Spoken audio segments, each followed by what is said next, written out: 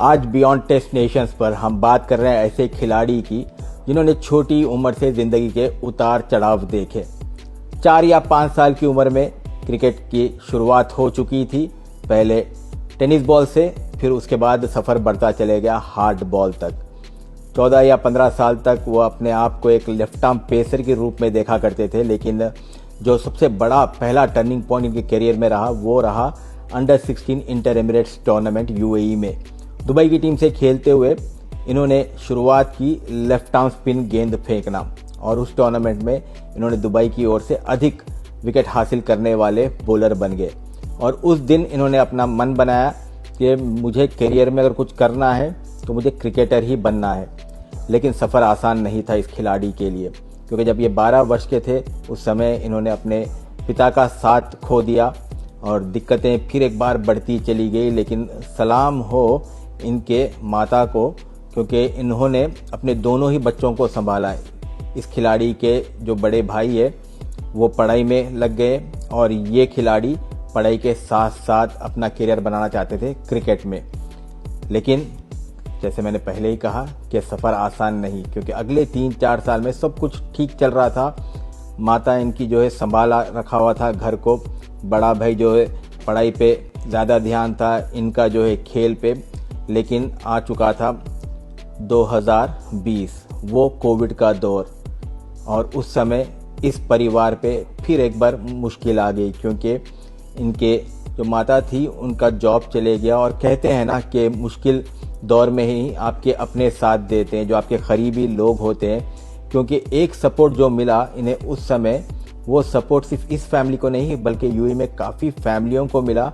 खलफ बुखातिर और बुखातिर फैमिली फिर एक बार खड़े हो गई इस फैमिली के पीछे, और इनके जो माता है उन्होंने सपोर्ट किया, और जिसके चलते इनकी पढ़ाई और इनके बड़े भाई की पढ़ाई भी पूरी हुई।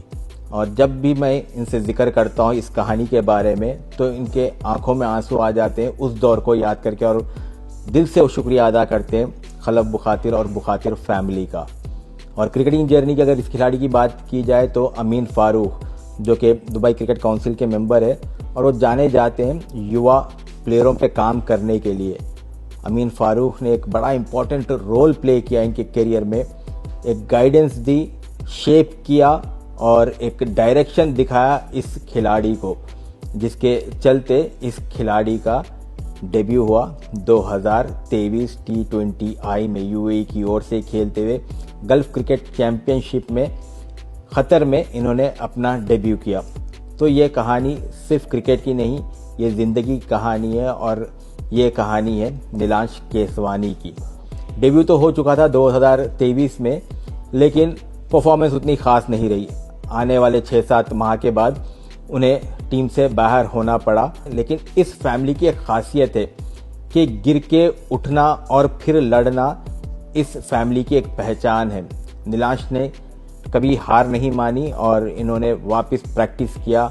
और ये ज़रूर कहना चाहेंगे कि फारूक फैमिली, अमीन फारूक, खैस फारूक और सबसे करीब है ये सलमान फारूक के, ये तीनों ही भाइयों ने काफ़ी सपोर्ट किया और मदद की। और सलमान फारूक की अपनी एक एकेडमी भी है, जेनिथ एकेडमी, जहाँ पे रमीज शहजाद एक फॉर्मर यूए के खिलाड़ी, इन 2 खिलाड़ियों ने मिलकर नीलांश को कहा कि आप बेझिझक, आप जब चाहे आप आ सकते हैं हमारी एकेडमी में, आप प्रैक्टिस कर सकते हैं। वो भी फ्री ऑफ कॉस्ट में उन्हें कहा कि आप आइए और यहाँ पे खेलें। और नीलांश कहते हैं ये लोग तो है ही है, लेकिन शहजाद अल्ताफ सर, जो कि एक जाना पहचाना हुआ चेहरा और नाम यूएई में, शहजाद सर ने हमेशा नीलांश को जो है उनकी तकनीक पे हो जाए या उन्हें क्रिकेट की उनके करियर में हमेशा साथ दिया, वो कभी नहीं भूल सकते, ये कहा था नीलांश ने। लेकिन अब फॉर्म डिप हो चुका था। पहले लेफ्ट आर्म पेसर बनना चाहते थे, उसके बाद वो बन चुके थे लेफ्ट आर्म स्पिनर। अब सोच रहे थे कि मैं टीम में वापस कैसा हूँ। उस सोच में उन्होंने सोचते सोचते ये सोच लिया कि मुझे बैटिंग ऑलराउंडर बनना है। और जब नीलांश कुछ सोचते हैं तो वो करके दिखाते हैं, और उसको सोच को बैक किया अमीन फारूक ने।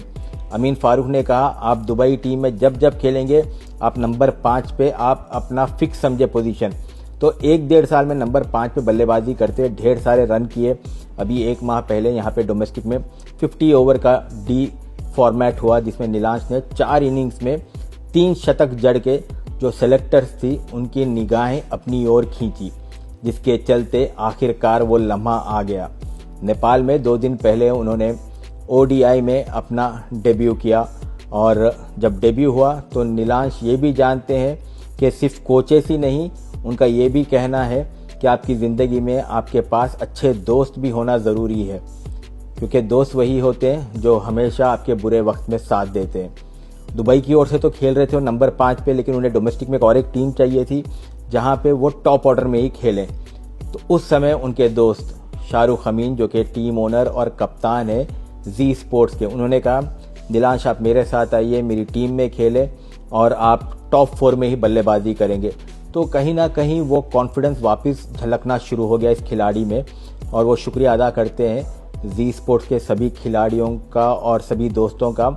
और साथ ही साथ उनका ये भी कहना है, जो कि फॉर्मर कोच मुदस्सिर नज़र है, अहमद रज़ा जो कि फॉर्मर इंटरनेशनल यूएई के प्लेयर है, और फॉर्मर कोच रॉबिन सिंह, इन तीनों का भी काफ़ी बड़ा योगदान रहा इस खिलाड़ी के कैरियर में। और उनका बिल्कुल सिंपल सा एक कहना है, ज़िंदगी में उतार चढ़ाव ज़रूर होते हैं, लेकिन आपको हार नहीं माननी चाहिए, कभी भी लड़ते रहना चाहिए। और मज़ा तभी है जब आप लड़के वापस उठते हैं तो आपका लेवल ही अलग पहुंचता है। ये अल्फाज थे नीलांश केसवानी के। मैं उम्मीद करता हूं कि शायद आपको ये कहानी पसंद आई होगी, और अगर आपके पास भी कुछ ऐसी कहानियां हैं कोई प्लेयर के बारे में या किसी स्ट्रगल के बारे में, आप ज़रूर हमें बताइए और हम कोशिश करेंगे बियॉन्ड टेस्ट नेशंस पे इस कहानी के बारे में बात करने की। धन्यवाद।